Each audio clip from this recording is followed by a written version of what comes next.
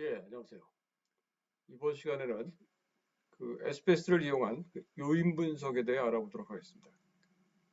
예, SPS를 이용한 요인 분석은 다른 용어로서 우리가 탐색적 요인 분석, 영어로 Exploratory Factorials에서 EF라는 용어로 이제 자주 쓰입니다. 그래서 앞으로도 이제 우리가 탐색적 요인 분석, 그럼 EF, 그러면 이제 탐색적 요인 분석이라는 명칭을 의미하니까 기억해 두시기 바랍니다.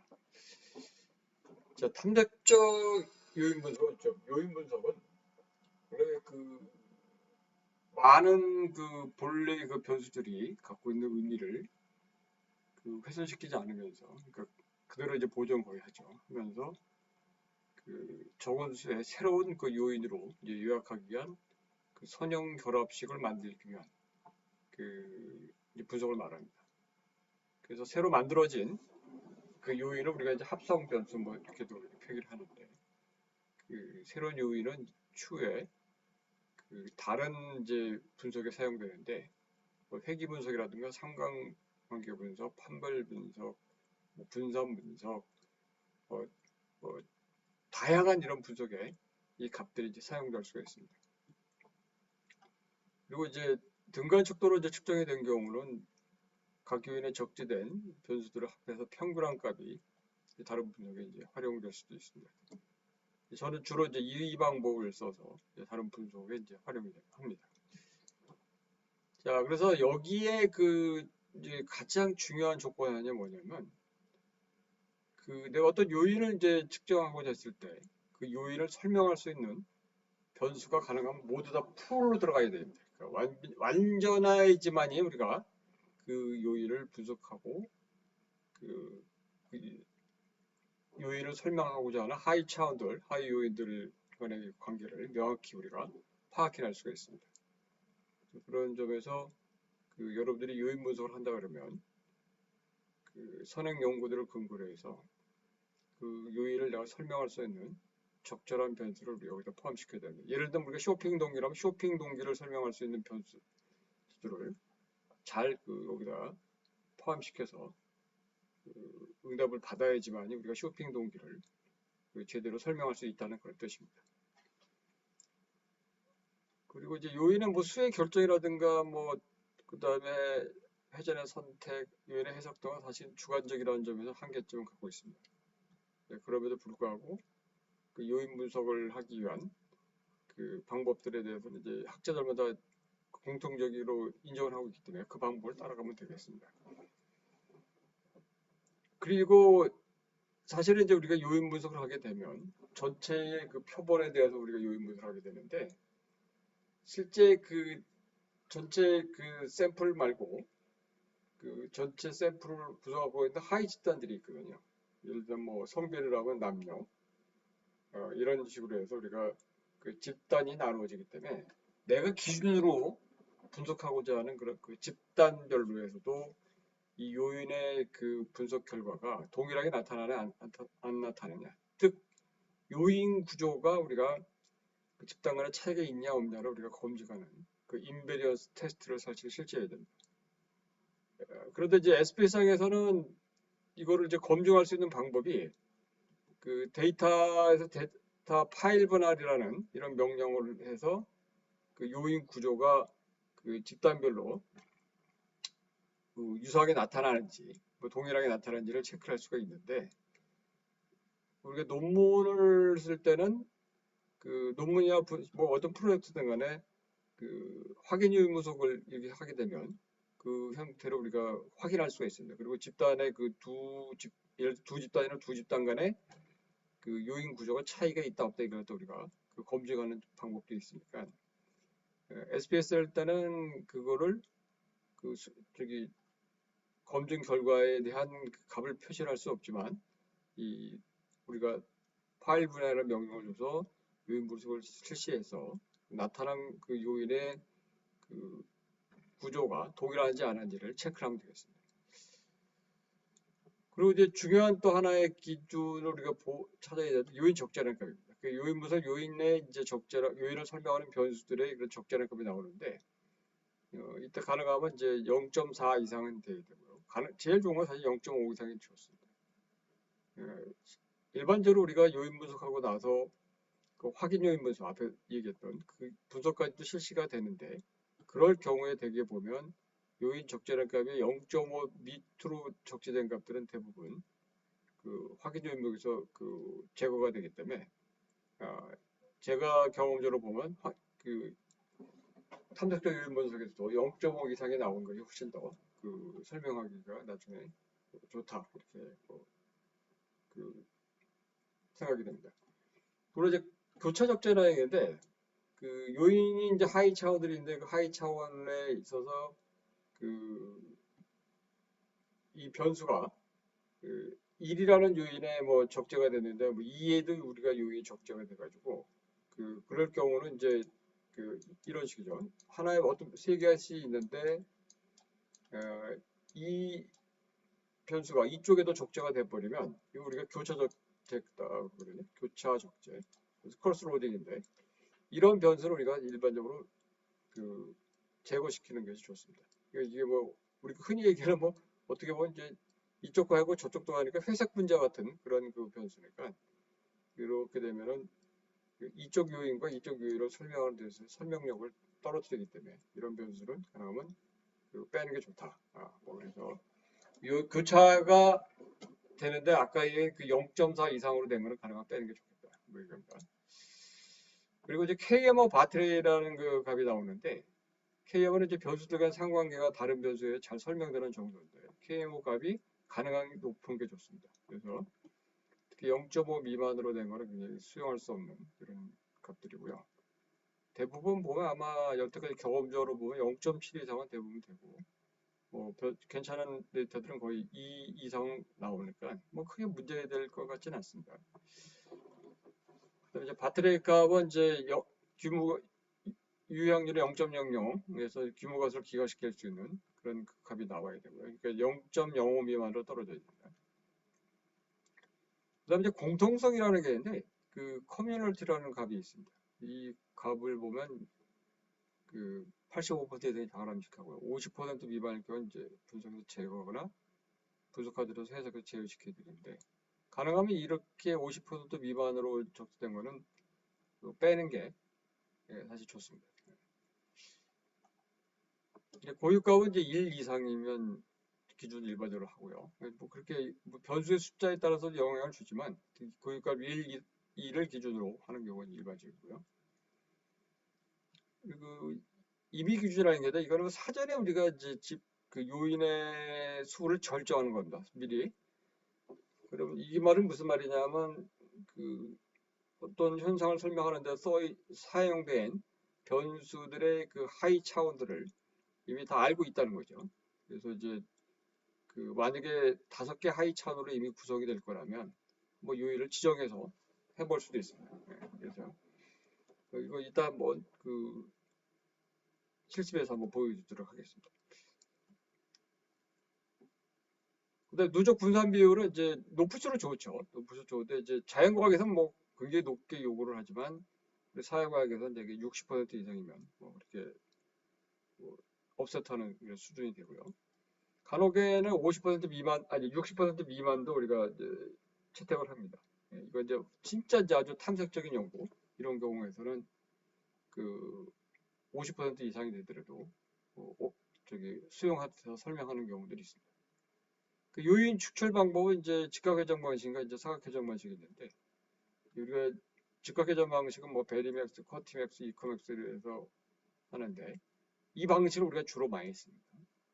그 다음에 이제 사각회전 방식은 이거를 이제 그 쓰긴 쓰나 아마 일반적으로 지금 논문에서 잘 안 쓰고 있습니다. 그래서 이 사각회전 방식을 사용할 때는 그 하나의 요인에 적재된 변수들이 너무 많을 때 그때 뭐 사용하기도 합니다만 하여튼간 뭐 여기서는 이거에 대한 얘기는 안 하고 베리맥스에 대한 얘기만 하도록 하겠습니다. 그리고 이제 설명된 분산의 이제 그 비율 그리고 이제 각 요인의 그러니까 각 요인별로의 그 저기 분산값이 있고요. 총 누적값이 있는데 제가 뭐 이거는 이제 분산의 각 요인별로의 그런 그 비율값을 여기서 몇 보여주는데 총 누적된 분산 설명력에서 이제 아까 여기 60% 이상이 된다는데요. 그 각각 하위 차원들의 요인들이 설명하는 분산의 비율이 그러니까 설명력이죠. 설명력이 분산 값들이 이렇게 많다는 소리는 이제 설명력이 높다는 거죠. 뭐 그래서 그렇게 해서 우리가 이해하시면 되고 그 요인 적재량이 있는데 요인 적재량은 이제 0.5 이상이면 매우 유효죠. 0.4 이상 유효죠. 0.3 미만이면 이제 유효인 편이 되고 하나 또 여러분이 알아야 되셔야 될 게 요인 적재값과 표본의 크기입니다. 그래서 일반적으로 우리가 이제 그 요인 표본의 크기가 작아지면 요인 적재값을 기준으로 낮출 수가 있는데 그럼에도 불구하고 경험적으로 보면 실제 표본수가 많더라도 이 값이 높은 게 훨씬 더 좋습니다. 앞에서도 얘기했지만 0.550 이상이 되는 것이 우리가 또 그 매우 유의적인 그런 결과를 얻는데 굉장히 도움이 됩니다. 즉 최소의 우리가 기준으로 봤을 때 요인 적재값에 따라서 그 표본의 크기 이렇다는 걸 알아두시면 되고요. 그래서 이상같이 해서 이제 그 요인 분석하는 데서 이제 기본적인 그 가정을 우리가 좀 살펴봤습니다. 기본적으로. 자, 그럼 우리가 데이터를 활용해서 요인 분석이 어떻게 되는지 한번 보도록 하겠습니다. 자, 여기 이 데이터는 축제를 평가했던 그런 데이터인데요. 여기 보이시는 것처럼 축제 평가 요인이 이제 그 하나부터 1부터 해갖고 38개 이제 그 축제 평가가 있습니다. 그래서 이 평가의 속성은 본래 그 문화광보에서 15개인가로 측정했던 걸 갖다가 저하고 저희 같이 연구자들이 이걸 개발을 해서 38개로 해서 이 축제 문항을 이제 개발했습니다. 그러니까 이 문항을 갖고 평가를 하게 되면 웬만한 건 다 뭐 축제 평가에 그 요일을 다 이제 체크할 수가 있습니다. 이 데이터는 이제 2008년도에 저기 저널 비즈 리서치에 페스트버스케이프라는 그 걸로 해서 사용된 그런 척도들입니다. 자, 그럼 이제 우리가 요인 분석을 한번 실제 해보도록 하겠습니다. 자, 분석에서 차원 축소로 가서 이제 요인 분석을 클릭을 하고요. 그 사용된 변수를 클릭해서 맨 마지막에 이제 우리가 클릭을 해서 우측으로 이동을 시킵니다. 그리고 여기 여러분들의 이제 기술 통계가 있는데요. 기술 통계에서는 뭐 유의 수준, KMO 바트의 부역성이죠. 요인 추출은 이제 주성분 그대로 쓰면 되고요. 요인 해제는 아까 이제 베리맥스 직각 해제 방식 쓴다고 했으니까 이 방식을 쓰고 점수는 변수로 조작하는데 처음부터 변수로 조작하지 마십시오. 왜냐면 이게 이제 조작하면 그 요인 분석을 한 번에 끝나는 경우가 드물기 때문에 그 몇 번째 그 아까 얘기했던 교차적 지단 이런 변수들 그다음에 그 적재가 낮은 이런 변수를 삭제를 하면서 이제 그 분석을 들어가기 때문에 처음에 변수로 저장하지 않는 게 좋습니다. 이게 옵션인데 옵션에서 우리가 이제 목록변 걸식값 제외를 할 거냐 평균을 바꿀 거냐 뭐 아래에서 근데 일반적으로 이제 우리가 이 데이터를 쓸 때 그 교측값들이 그렇게 많지 않기 때문에 일반적으로 평균으로 이제 바꾸는 방법을 많이 씁니다. 그래서 대체를 한다고 생각하고요. 이걸로 하고 자, 크기수를 이제 정렬을 하면 요인 적재량 값의 순서대로 이게 되는데 이렇게 하는 방법이고 한번 클릭을 해보고요. 이거는 깔끔합니다. 사실은. 또 작은 개수 표시 안함이라는 거를 하는데 일단 해보고 제가 이제 그 이걸 왜 표시를 해주는 게 좋은가를 이제 한번 하도록 하겠습니다. 계속하고 확인을 누릅니다. 자, 그러면 여기 이제 KMO 값이 0.945 좋죠. 유향률이 0.000 뭐 이러니까 이거는 이제 사용해도 됩니다. 그래서 공통성 값을 봅니다. 그 커뮤니티 값을. 아까 뭐라 그랬냐면 0.5 미만인 건 좀 안 좋다고 했어요. 그러니까 여기 3번, 4번 요 변수는 낮죠. 0.5보다. 내려가면서 여기 또 화장실도 있네요. 여기 더 낫네요. 그 세 개가 좀 이렇게 별로 좋은 거겠죠. 그러면서 쭉 보면 0.5 미만인 걸 찾습니다. 그 예술적이라고 된 거, 요 변수. 자, 봤더니 우리 누적 설명력이 60%도 없습니다. 뭐 나쁘지 않습니다. 그리고 하나의 요인이 전체 설명에 있어서 50%를 차지하지 않기 때문에 굉장히 이제 잘 분석이 되는 저기 요인 적시된 거죠. 보면 이게 이제 초기의 그 행렬이고 이제 회전된 성분 행렬을 보면 이렇게 나옵니다. 자, 그럼 이게 헷갈리죠? 이게 보면은 숫자들 높은 것끼리 이렇게 우리가 찾아서 볼 수는 있는데 나중에 뭐 논문 쓸 때는 이제 이렇게 해서 하면 좋은데 우리가 눈으로 보기 굉장히 불편해요. 자, 그래서 저는 어떻게 되냐면 아까 제가 여기에 차원 축소에 가서 그 옵션에 작은 개수 표시 안 하면 하는데 저는 교차 적자량 기준 0.4를 항상 기준으로 합니다. 이 값을 아래는 표시를 안 하게 합니다. 확인을 누르면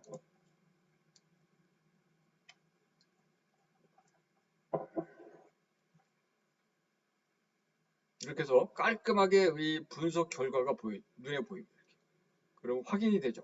그러면 이제 서로 관련 있는 변수끼리 이제 묶여 있다는 걸 우리가 알 수 있어요.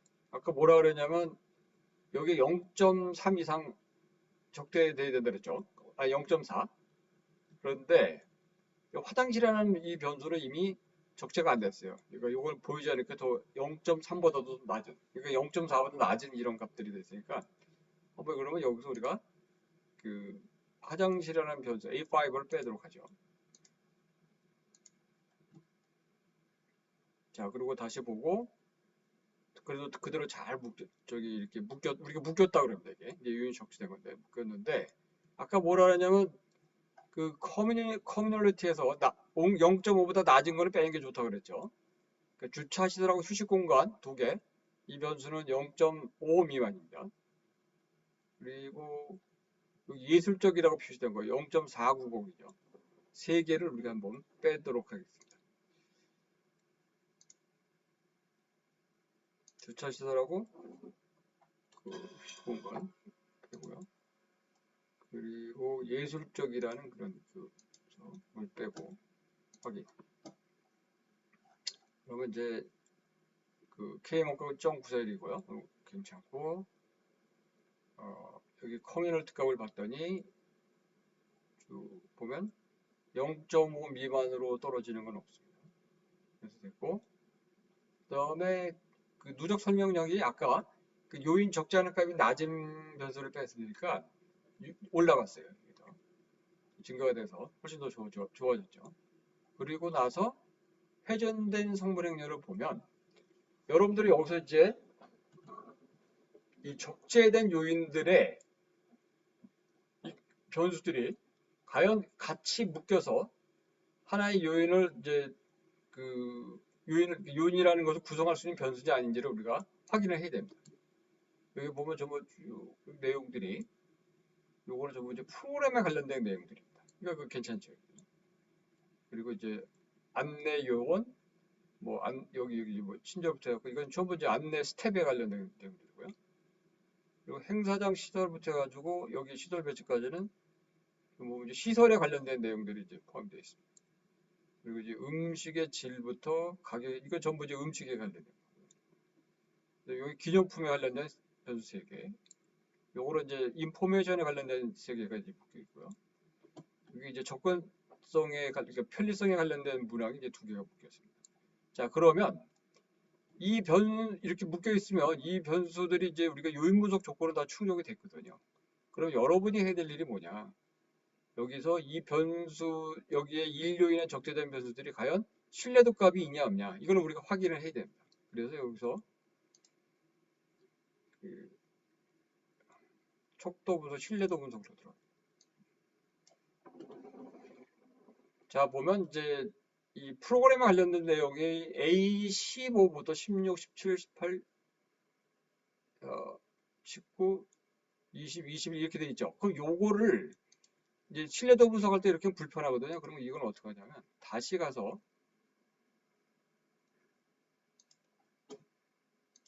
여기서 크기 분석률을 안 합니다. 안 하고 확인을 누릅니다. 그러면 이렇게 이제 보면 A1, A2는 이제 편리성이니까 여기서부터 우리가 이제 편하게 신뢰도 분석을 할 수가 있습니다. 그러면 A1, A2죠. 두 개 변수가 이제 되고, 통계량을 이제 항목 제곱시 척도. 여기 두 개만 하면 됩니다. 클릭. 이게 되면, 신뢰도 값이 0.833입니다. 833이고, 두 개 변수니까 이제 오케이 되고요. 그리고, 아까 요인 분석에 가서 다시 보면, A6, 7, 8, 9, 10, 11 이렇게 됐죠. 그러면 분석에서 척도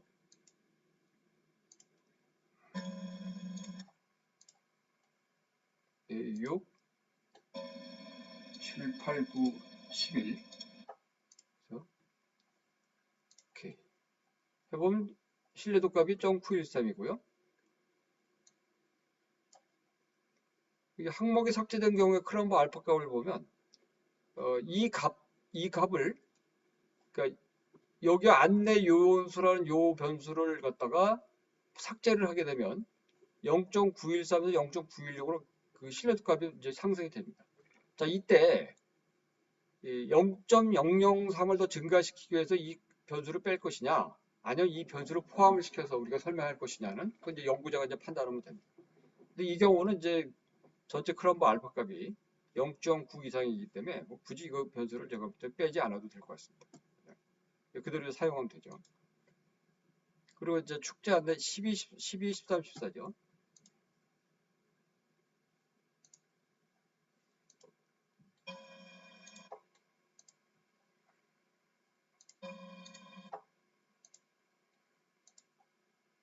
(0.73) 그러니까 이것도 괜찮죠.